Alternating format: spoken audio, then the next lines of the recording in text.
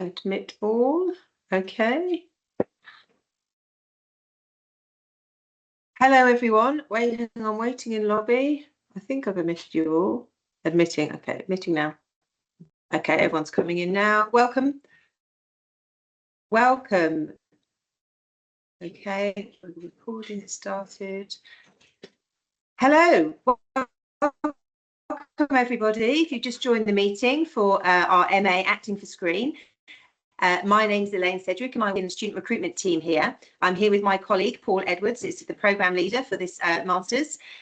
Just to check you're all hearing us and seeing us, you could just pop in the chat a hello and just perhaps say where you're coming from, what country or what town. That would be great.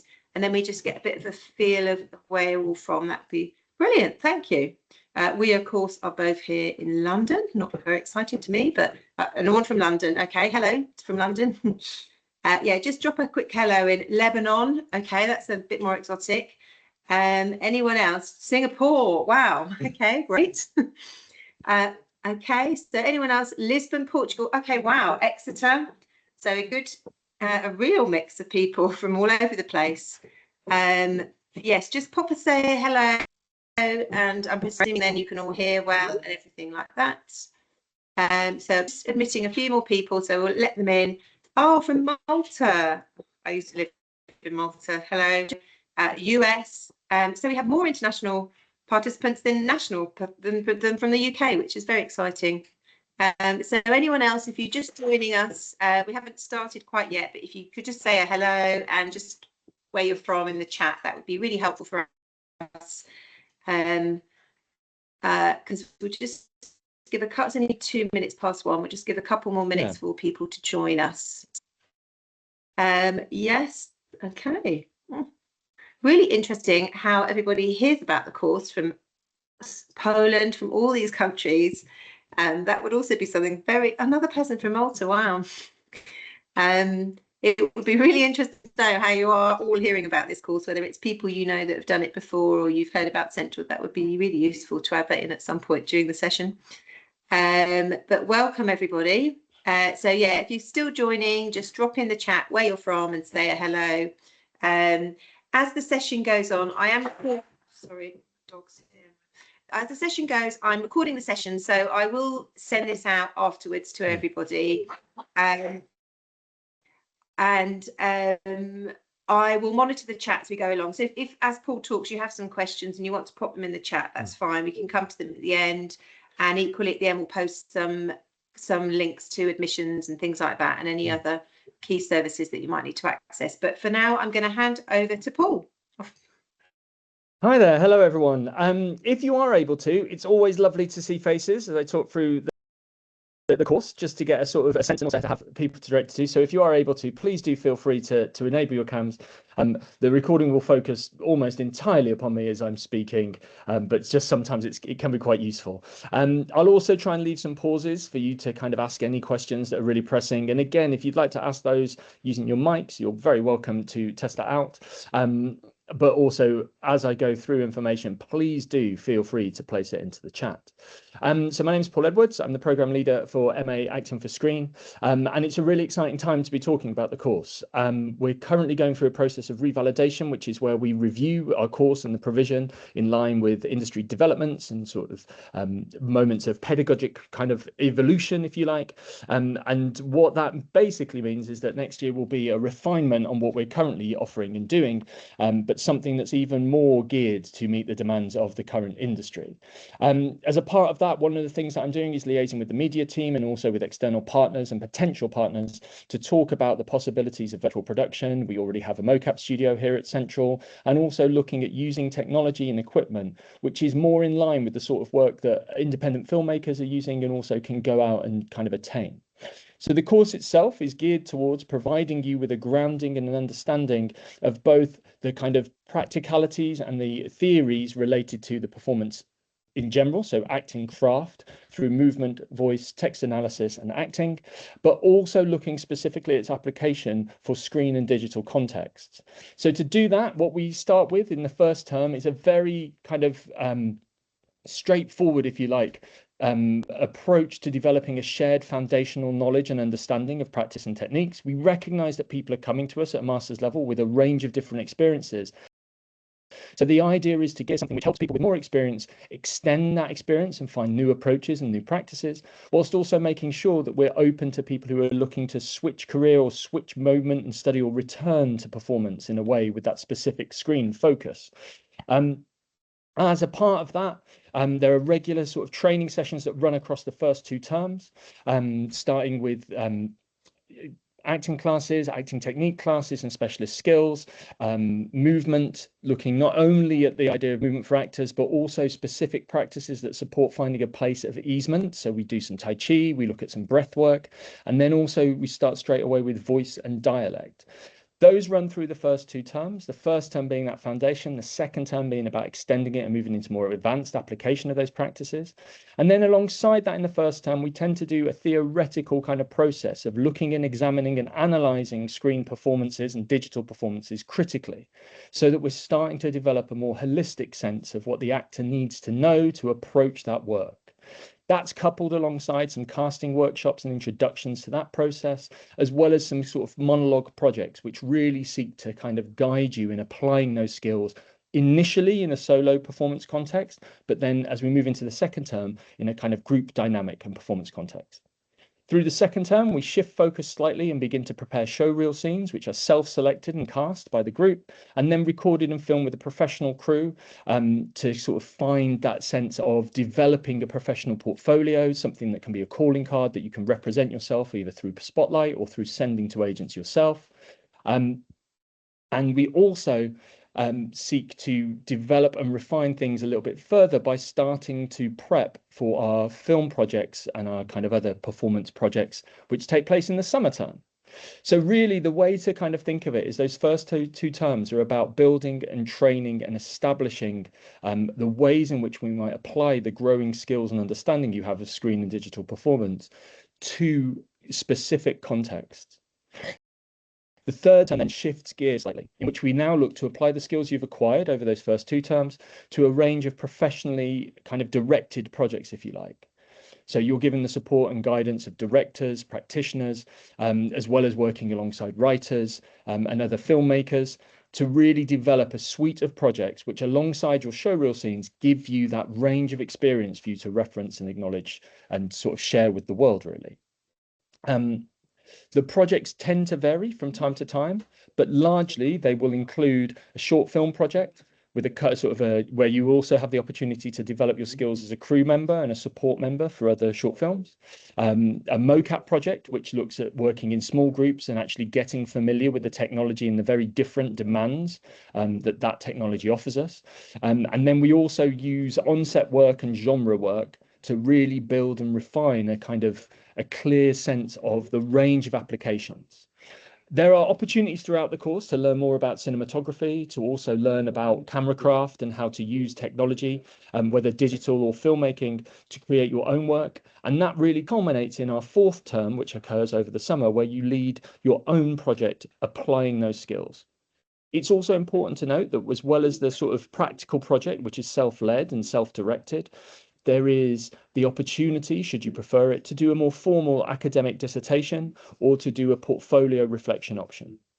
We work in groups across everything as much as we can to really start to build your understanding of screen and digital performance making as a collaborative process. So just to offer you a very quick recap, I know I've just rattled through a load of stuff. First term starts with developing a shared foundation and understanding of both the skills required for performance and also the contextual and analytical knowledge which enables you to deepen and enrich that performance craft.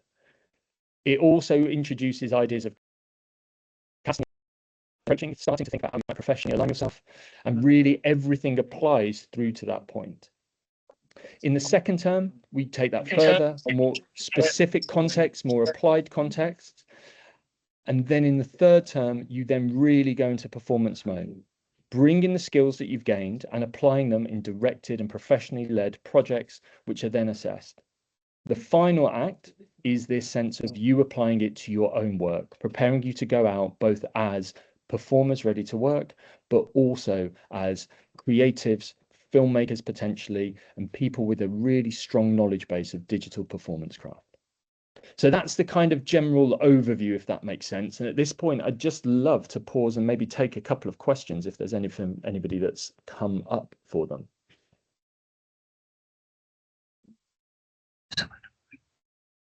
Hello?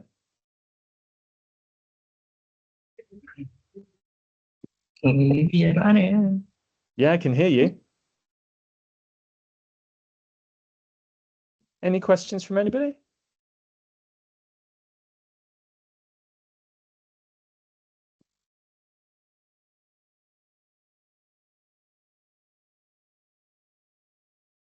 No questions at all? Is there anything that I can answer at all?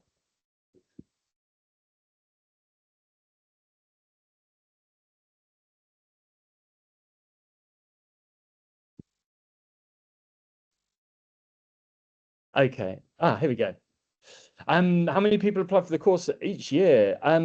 Elaine, do you have the latest figures for how many applications we tend to get? Acting for screen. I don't know how many we had this year, but it will be in the couple of hundred. I wasn't going to say more than that. Yeah, it's about that. I'd say it's probably just under 200 people apply each year at the moment. Obviously, as things develop and refine, that can vary from year to year.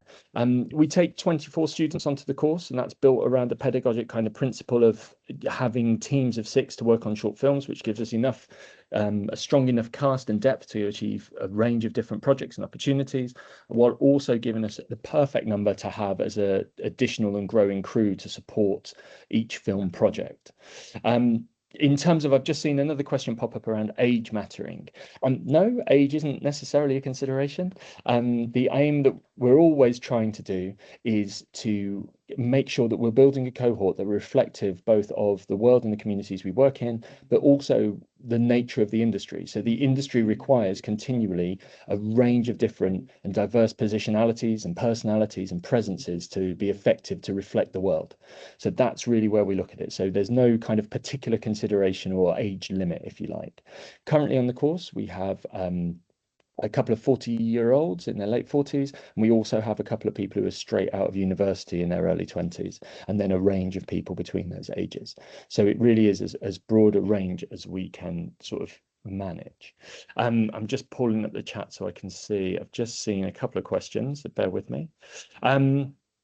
In terms of opportunities to get exposure with agents and managers towards the end of the program, you'll work with casting directors and casting agents and professional directors right from the first term onwards. So really embedding that as something to build a practice with. We also, with the showreel project, try to develop that and get that out in time for agent season so that you can make sure that you're representing yourself. And then also what we really kind of try to do as much as possible is to support you through our fantastic industry liaison, Kelly Clare, in making those decisions and working out the best agents for you personally to approach.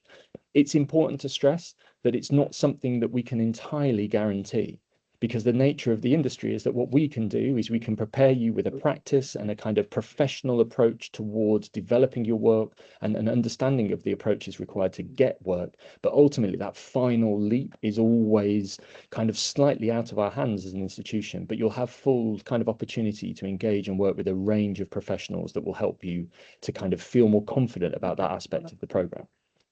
How many hours a week or of lectures or classes? There's typically, so at the moment, we currently work on a 32-hour-a-week basis, which is spread between practical workshops with the full cohort, some workshops with half a cohort at each time, and then also some lectures and seminars which are delivered and sort of developed. Alongside the practical and theoretical work, there's also some professional skills development, which involves learning to work with cameras. This year, we've launched a Super 8 project, which sees you go out to understand the materiality of film. So shooting on a single cartridge that gives you 3 minutes to create a short film, but also doesn't let you record sound or do any editing post-production. So what that encourages you to do is really think about the planning and development required and really move your concept of kind of screencraft really beyond the digital and towards thinking about the logistical considerations of that. We work 5 days a week as well. It's important to answer in response to that question, Maxine. How many seats are there for international students? There's not a specific kind of quota, Sam. So we're not working to any particular balance between international students and UK-based students. But what we do try and do is, again, to make sure that we're reflective both of the applicants coming in and also of the very particular demands of the industry and opportunities within the industry. So it tends to end up sitting around about half and half. So that's the kind of the line of where we get to with that. Are there any further questions?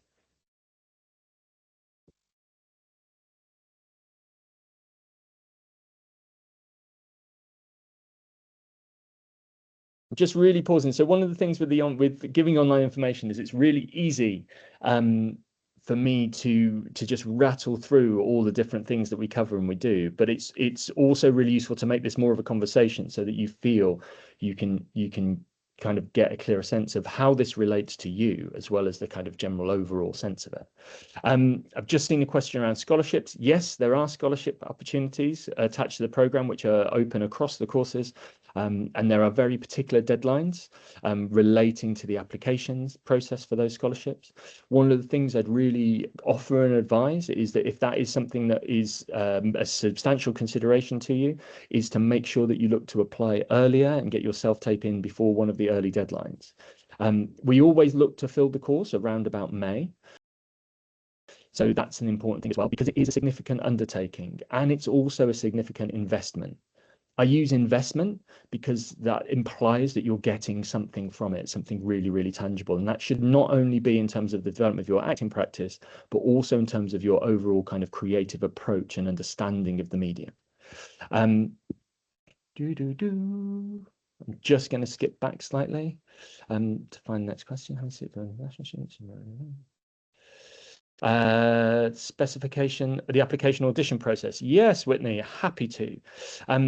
So in terms of the audition process, what we are looking for initially is, in the first instance, what you'll notice on our website is that there are a number of self-tape deadlines that come through once you start that application process.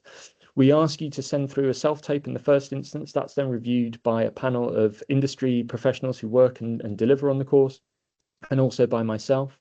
And then we then proceed to offer a recall to those that we feel are showing potential to develop and gain greatly from their time with us here at Central. It is a very short course, so there's also the fact that we recognise as well that the development might be ongoing and changing. We actually have quite an increasing number actually of repeat kind of applications. What then happens is, if you're offered a recall, there are two kind of likely outcomes. One is to be shortlisted, which is a recognition that you're definitely somebody we would love to have in the course. And the other that can happen sometimes is to be offered outright, just to sort of say, yes, that's great, let's go, this would be brilliant. The key thing to stress about that is that everybody shortlisted is somebody we'd be more than happy to have in the course, but we have to make sure that we have a really open recruitment process and that we leave space and opportunity for those who might be applying later, or who might be coming later to the process of application. In terms of what we're looking for in that audition process, in your self-tape, we're looking for a good familiarity with the particular demands of acting for screen. We know it's not acting for webcam or acting for self-tape, but it gives us a sense of where you're at in terms of both the selection of material and also in terms of the specific kind of demands of a screen and digital performance. With that in mind, one of the things I'd offer as a piece of advice is to try and make sure that you choose an audition piece which is taken from a relevant source. So that might be a screen performance, it might be a short film or a piece of TV that you're familiar with. It also might be that you know a particular play or performance that you're really passionate about and feel you know well, that you'd like to share. And one thing I would advise is, if you choose theatrical text as a medium, is just be aware of the distinction between the two kind of art forms. So one classic thing is, by all means, deliver a Shakespeare because you're passionate about putting Shakespeare on screen, but maybe watch out for how much you project. Because again, it's one of those things where you're revealing your understanding, your readiness for where we need to get started at the start of the course. In most cases, what I'm personally really looking for in those self-tapes is a really kind of immediate and direct connection to the inner life of the character in the text as portrayed, and a sense of expression and openness in the way in which the text is delivered in that performance. That also means kind of an awareness of, even though you'll likely be sat or stood, an awareness of kind of the physical reality. So that means sort of having a sense of what's going on for them, a sense of where they're presenting themselves. And then that's also all really about showing potential. At the recall stage, it's slightly different in terms of what happens, whether it's an online or in-person recall, is you'll be invited to prepare a second speech. Each speech should be no more than 2 minutes, preferably around about 90 seconds, to bring it in line with more realistically being able to find some of the screen performances that will let you deliver that. And then once you've run it through, we have a little bit of a warm up and workshop to walk through, an opportunity for you to ask more specific and detailed questions directly of me. And then what we do is we redirect and explore your text. So you'll start by doing one take to camera, either online to your webcam or in person to a camera. And then I'll offer or ask questions and offer you a specific piece of redirection. And then we'll have a conversation about how that was. And I'll then ask you to do a more complex piece of redirection, typically. That's really an opportunity for two things to happen. One is for you to get a sense of the way in which we'll be working on the course, not just with me, but also with other practitioners who work on the course. And also it's really to sort of find out and engage the playfulness and openness that you have to be able to explore and refine your performance craft. So it's not a test, it's not a trick, it's genuinely there for you to get something out of that moment as well. But it is a way of us just kind of almost you're auditioning us just as much as we're auditioning you. And that's really the process. So the two things that really, if we look at it at the self-tape stage, I'm really looking for openness and connection. And in the recall stage, I'm really looking at openness to redirection and being playful and kind of exploring what other opportunities the text might present to you. In the first term, for example, this year we had a great casting agent and director come in and work with us on a self-casting project. And one of the interesting things is that there's a distinction between my work as an actor trainer, where I'm looking at all of the possibilities of what you might do, and what they're looking at, which is to get the best performance in that moment in time. And that experience, those two experiences, while distinct, both build on the same thing, which is that openness to work as part of a collaborative team to realize a really effective and affecting performance. So that's really the kind of audition process as it sits in that sort of experience and exploration. Any further questions?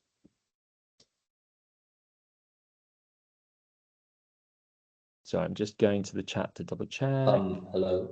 Hiya. Hello. Hello, I can hear sorry. you. I come from a theater background, so Yeah. I was just wondering if I wanted to take this as my course.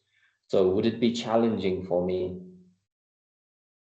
Yeah, I think so. I think one of the considerations I found, particularly this year actually, is a lot of the work that we've been doing is about actually how do we adapt the performance craft that we have for the screen and digital medium.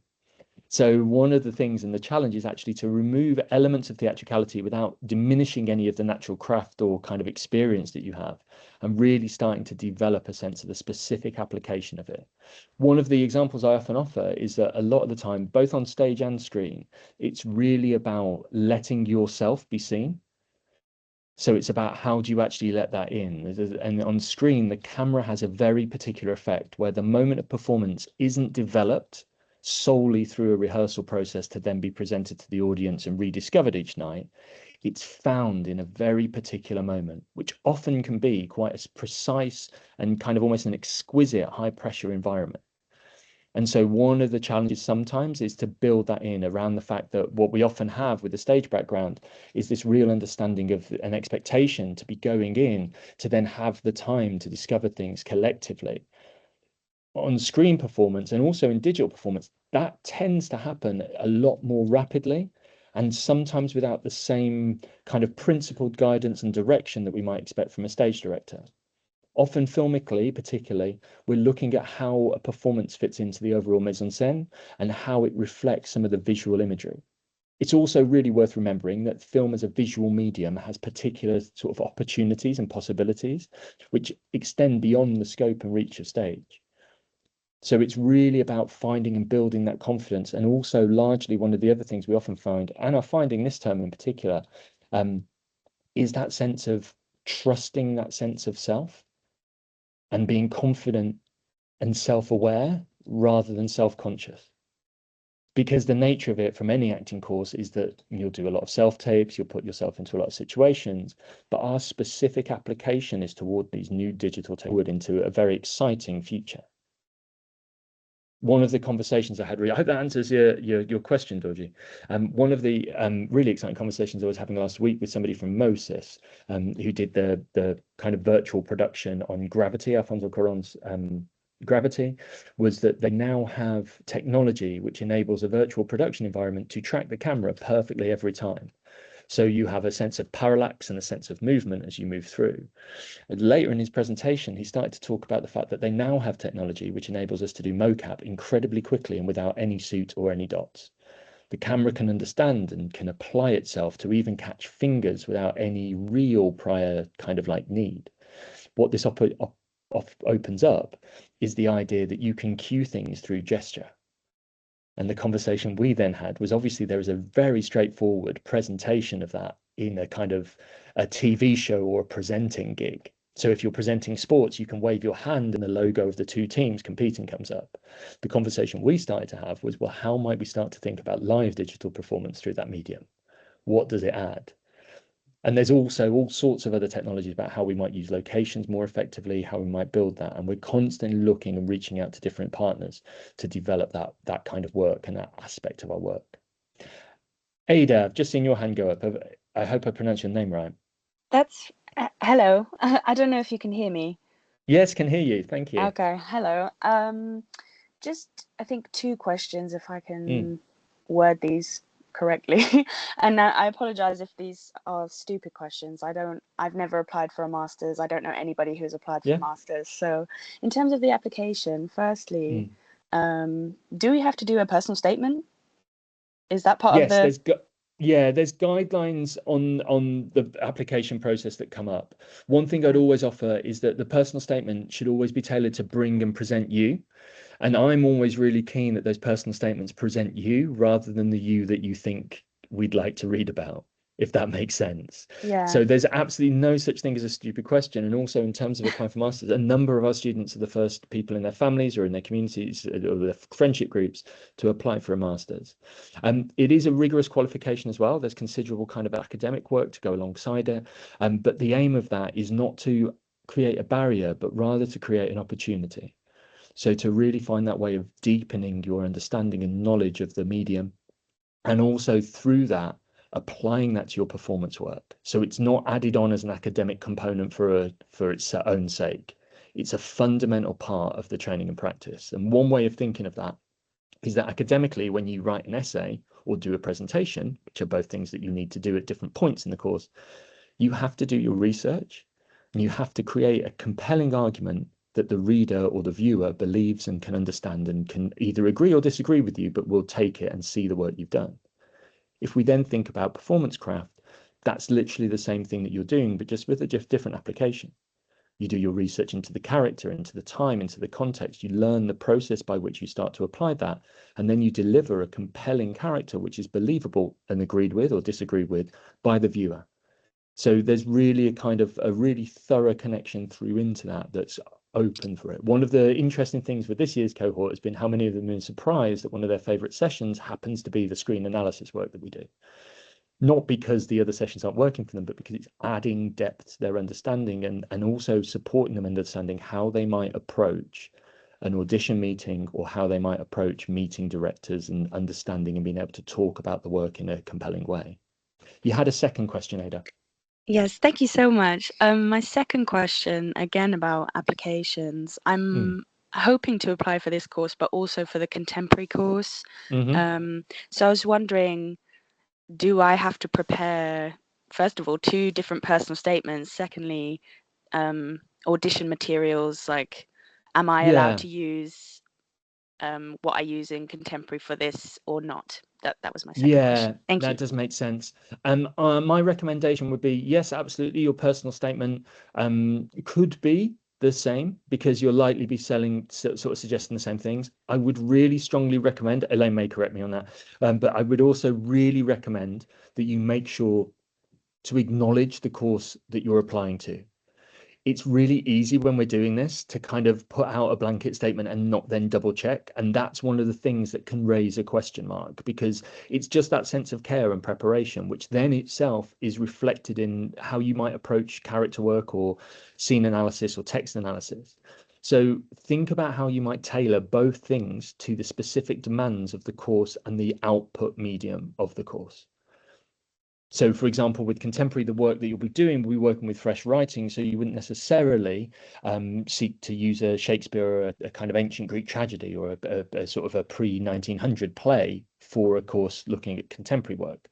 Similarly, the contemporary speech you look at might be brilliant and might even be by a TV writer, such as, let's say, Alice Birch, but there might be a kind of imagistic and kind of a potential there for symbolism, which doesn't necessarily translate as well to the screen as it would to stage performance. So I'd really encourage you to find those resources to think it through. Certainly at the recall for acting for screen, I'd be very strongly recommending that you bring a text specifically drawn from the medium of screen or digital performance. I'd also really like to recommend that you really think about what you choose for that. Not in a stressful way, but just in terms of, it's really easy to go for something that you really like, which might not be communicating everything that you already know around your casting and your suitability. For example, Killing Eve has been really popular. There's a great monologue in it, but I'd really recommend you trying to like really work out, does this show what I can play? Does this give me the best opportunity to display what I'm going into this course with? And that might lead you to select different things. There are two resources I'd signpost to you, both of which are completely free to access. One is the BBC Archive, which has a range of screenplays and television scripts, which is freely available via the BBC website. And the other is Deadline, the website, actually have an archive of pretty much every best picture nominee for the Oscars and the Emmys over the last kind of 5 to 10 years. And that's a real free resource. And what's great with that is you are legally obtaining the scripts rather than having to transcribe them from watching the film or show over and over again. But also it gives you a place to go and read those scripts and get yourself more familiar with the kind of material that might be brought your way. You might equally, because of the digital aspect, you might consider different monologues from animation potentially, or even from sort of games, video games might be an option if there's something that you know connects and there's a cutscene, say, from a game that you're like, oh, this really communicates something that I think I could do. That's also equally fine. Does that answer that question, Ada? It does. Thank you so much. That's been That's really, all really right. helpful. Thank you. No worries. Dorji, did I see you unmute for a moment? Did you have a second question? Yeah, like so I come from a very small country called Bhutan, and I have a degree in developmental studies. So I was thinking is it okay if I can apply it for a master's in Absolutely your course and also like other, if that's like a thing? Yeah, absolutely. This year we have graduates of recent courses, including we have a criminologist who's just got their undergrad in criminology. We also have a sound designer who's trained in sound. The entry point, we're not looking necessarily purely on that experience. Because of the nature of self-tape and also because of the nature of having an audition process, what we're really looking at is to meet you where you're at now. So the fact that you've already got a degree qualification is reassuring that you'll be able to kind of cope with the academic demands of it. But equally, there are some students who are currently on the course, one of whom kind of has always wanted to do a master's, has been doing some work in production for a while, and through interview and through audition demonstrated the capability to respond to the rigorous demands of this course.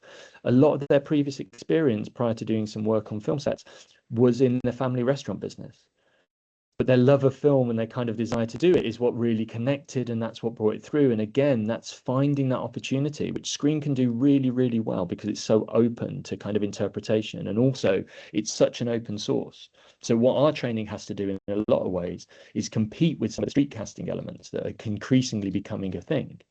So what we're trying to do to combat that really is to embed a really personal practice, which lets you feel more settled in your ability to go out and do that, rather than always relying on direction or kind of being given a singular way of doing it. So all backgrounds are really appreciated and very much welcome in the application process. One thing it is worth pointing out from an international perspective is there are quite tight requirements in terms of English language. Largely this isn't a problem, but sometimes it can be. We have a demand, I think, for level 7 in the IELTS qualification system, which just reassures us that you're going to be able to kind of find confidence and sort of really develop through the lectures and processes, not just in terms of some of the academic work, but also in terms of understanding quite complex psychophysical terminology relating to the craft of acting.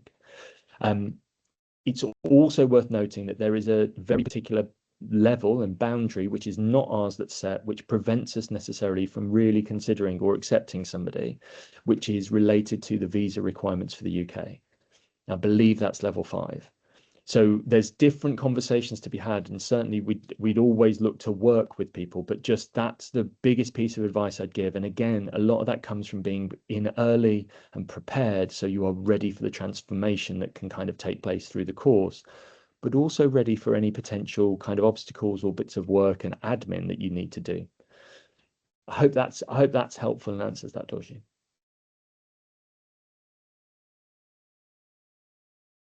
Are there any other questions?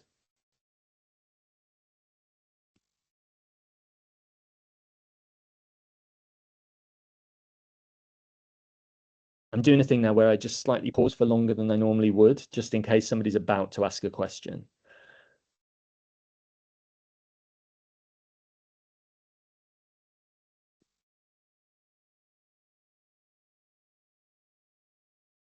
I can say a little bit, maybe it's quite useful to talk a little bit about the projects that we're doing this year, just to give you a little bit of a sense of that as well for some additional information. So this year there are, oh, sorry, there was a question. Somebody just unmuted, did they? Sorry, hi. Hi. Hello. Hi, I have a question regarding the accent you have to use for the audition monologues. Is there any preference for, do we have to sound as neutral as possible? Or? No. So thank you. That's a really good question, Tiara. So there's two things I'd sort of offer with that. One is I'm really happy. So we want to meet you and we want to hear you speak.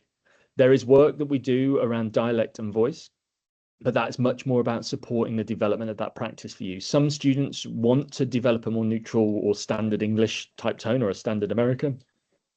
Some students want to explore how they can bring their own unique casting and character to the work they're doing.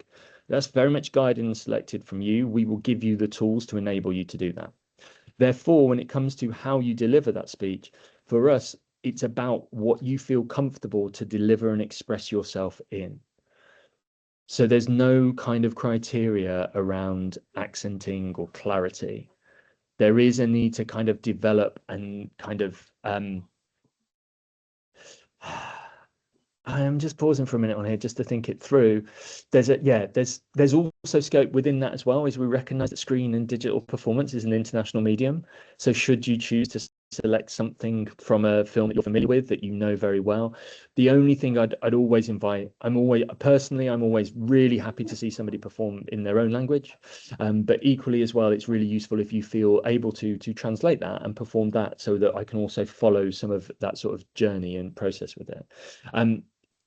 As I said, the international nature means that it would be quite silly actually for us to even think about using that as a criteria, because the nature is that anybody, the roles and the work that we do, remember, we're not casting specific plays here, we're looking to develop. So the short films, which I was just about to kind of go on to, are written specifically for the company. And then we go through a process of casting. So there is a development around that. But also what we need to acknowledge is that the thing that distinguishes you from your fellow performers is yourself. So finding ways to authentically bring that and then developing that with the performance craft, including vocal work, to really refine what you naturally do, is really at the heart of what we're trying to do. So yeah, so to answer, please feel free to deliver in what you feel comfortable with, something that you feel shares you. This year we have a student who had never done any acting before, but worked with cameras quite a lot and extensively, and had also got a background as a kind of a classical musician. He's come to us from Korea, who's again finding lots of new and different things. And part of the reason that process was so successful was just the openness and connection that was delivered in the performance. It wasn't about how close to an idea, an example of, say, a general English or a general American accent was. It's about who we meet. It's about you. The whole training is about you. So yeah, I hope that answers that, Tiara. Yeah, it does. Thank you so much. Aya, you've got your hand up. Yes, hi. I'm sorry, it wasn't very stable when you were talking about Shakespeare. Were you saying we should avoid it since it's more theater? No.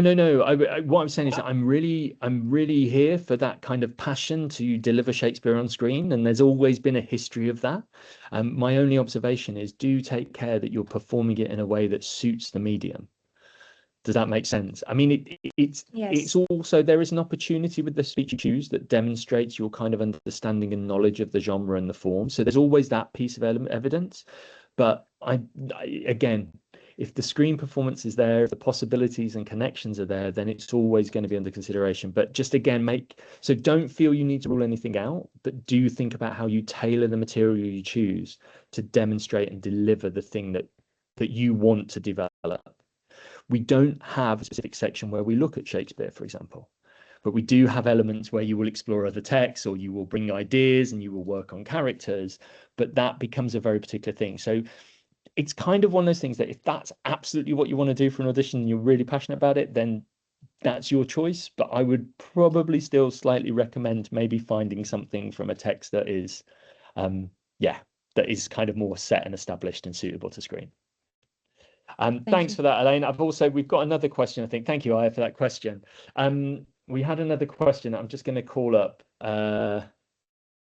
which is, where are we? Yes. So yes, thank you, Elaine, for answering Vlada's question. I think I can speak to this a little bit from my experience. So in terms of transitioning to professional industry as an international student with work visa and work eligibility wise, there are some very specific things to factor into your considerations around that. There are two main kind of options that I'd offer, which you can also go away and do a little bit of research into, which are the graduate student visa, which is open to all graduates, and then the global talent visa for exceptional promise normally. What I will say is that with Screen in particular, it can be quite tricky, and I'm currently supporting a couple of applications at the moment for that. It can be quite tricky to meet the requirements even for the eligible promise, because the nature of that visa for Screen specifically, or TV and film, I think as it's termed on the UK website, is to have a particular number of credits for award nominated short films or performances. The other option that does open itself up, which some of my students have gone for previously in the past, is the exceptional promise for the creative industries, which includes live performance, because they have established credits, and we also kind of, they have the experience they have from Screen, but it's really always just worth kind of being quite careful with how you select and how you go through that process. But as Elaine said, there's an online session which will address that in much more detail than I can shortly.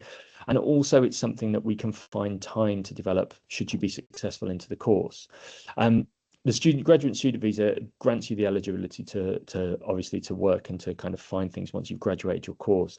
But it is also worth really recommending that alongside attending the session that Elaine's mentioned, you also actually have a look and do your research into what those particular requirements are, because again, that sense of preparation is part of the responsibility of making that choice and that move. It doesn't mean you have to stay in the UK. I think it's a really great thing to be able to do an international course and for people to go to work in different areas to gain that experience and then to sort of return or to go to another market. But it really is useful to think through. Yes, and Sam, thank you, Vlada, for that acknowledgement. And yes, Sam, it's 24 is what we really target and aim for, because it gives us this really lovely balance across all of the classes and courses that we've got. And also means that one of the things I found this year was that there were just so many really exciting performers to recruit from, that bringing in that cohort seems to have really worked and settled and sort of, given us some really exciting options as we move into the short film process. The final thing I just want to kind of slightly offer before a final moment of leaving it open for some questions is just to kind of really share how closely we try and work with other courses. So this year we've introduced some Monday night screenings which connect with our screen studies. They're entirely optional, but it does mean you get to like watch a film with your colleagues and your peers. And they're also open to the other postgraduate acting courses in the first term, which means that we can get a nice sense of camaraderie and collaboration across those courses and get to know each other a little bit, which later on when you're doing your SIPs also gives you a pool of actors that you could potentially draw upon for those short films, provided they're not too busy on their own shows. The other groups that we work with the MA writers who work as an additional project for them. We open up a brief for them to kind of scribe some of the short films and work with us on that collaboratively, so writing specifically for you, as well as we work alongside the MA producers, and we also work with some of the scenography students in sort of placement opportunities.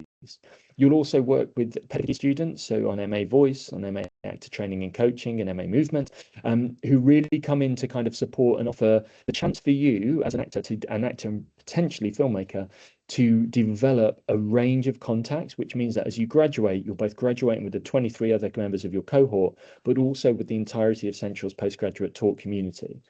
The aim behind that is because the sheer collaborative nature of filmmaking means that it's often the case that those informal bonds are what then start to move into the next project.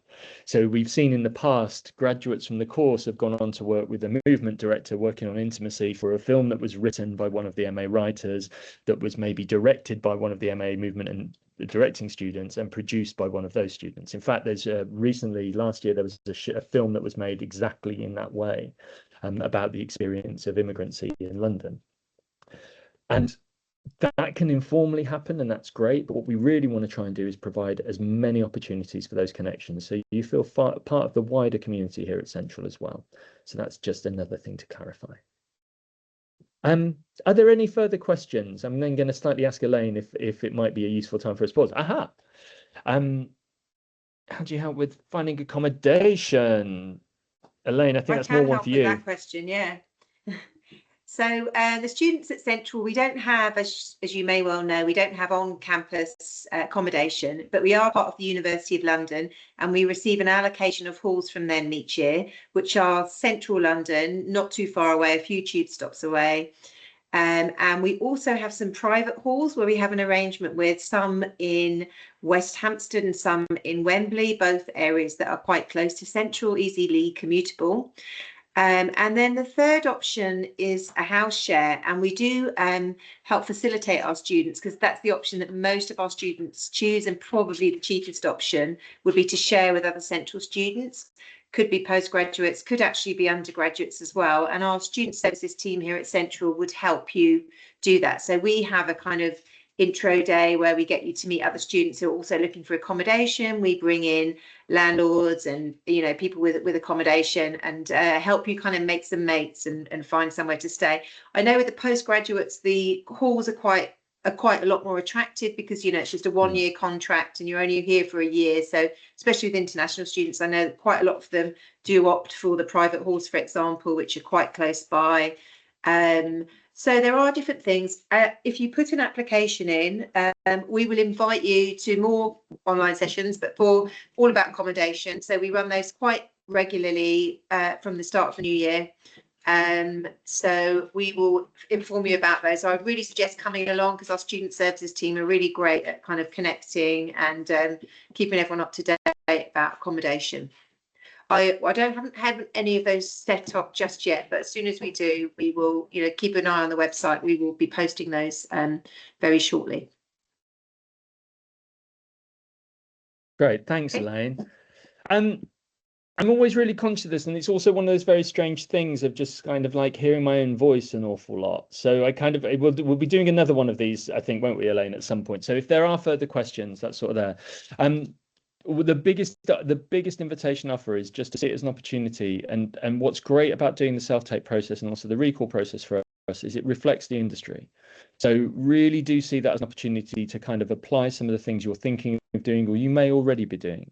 And as I said, there's two things that are really important to sort of maybe leave you with. One is that the course itself offers you an opportunity to explore plenty of different avenues, both in terms of your performance, but also in terms of other aspects of craft that might support your development. However, it's also within that really important to say that this is an actor training course. So this is about training and developing your performance practice. That's primarily our aim. And so everything is geared towards that. The other thing with that, again, is the fact that what we're offering is a really clear kind of practical approach to developing your work. We'll build in exposure and preparation for the profession, but those things tend to sit slightly outside of our kind of remit, of our grasp, of the things that we can absolutely control. They're a variable. The final thing I'd sort of offer, and it's what I kind of repeatedly said to different groups as I've gone through the recruitment process for this year, is if you want to think about the way in which the training functions, which may be helpful in kind of developing this, is it's like a really, really good gym membership, in that we've got some great equipment, we have some great trainers, but ultimately you take what that offers you and you are training yourself, not without support, not without guidance, but you are the person who puts that through. So really the reason why I offer that is that you get out of it what you bring to it and what you put into it. And there's always facilitation and support. We have a great relationship with the Student Centre, and we can always find different ways. But just really do feel, if you're kind of sat on this call and wondering whether you're not, it's worth it, whether or not you should apply, whether or not it's taken, please do, because the chances are you're exactly the sort of person that we're looking to reach and looking to bring onto the course. So that's kind of like my slight final moment. Although if there are any final questions, please don't feel you've ruined my lovely end point. I'll happily answer.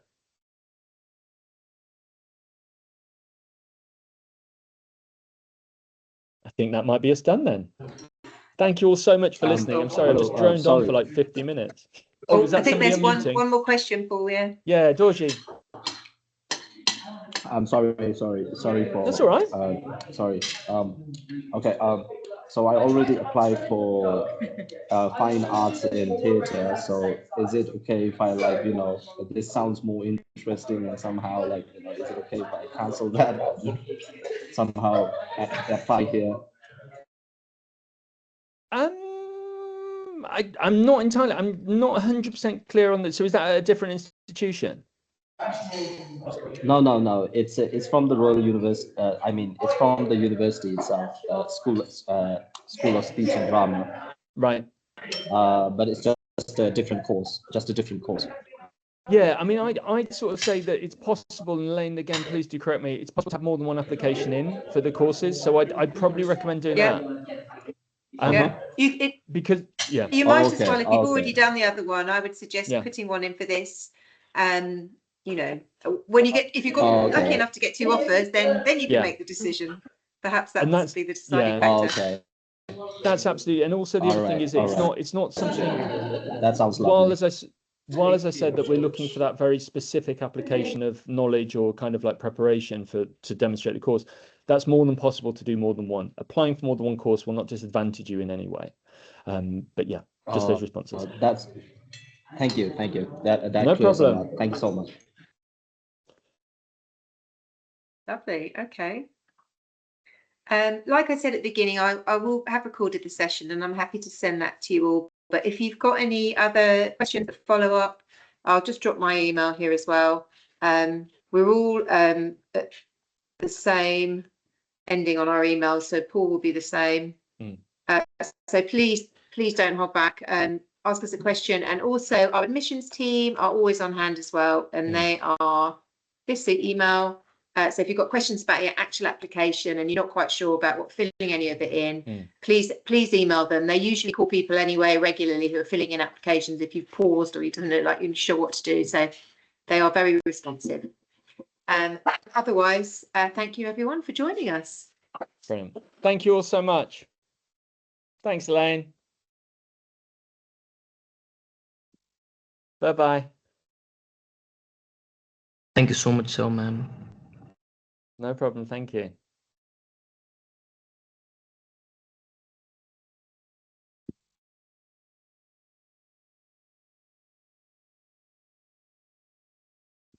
Thanks, Mirella.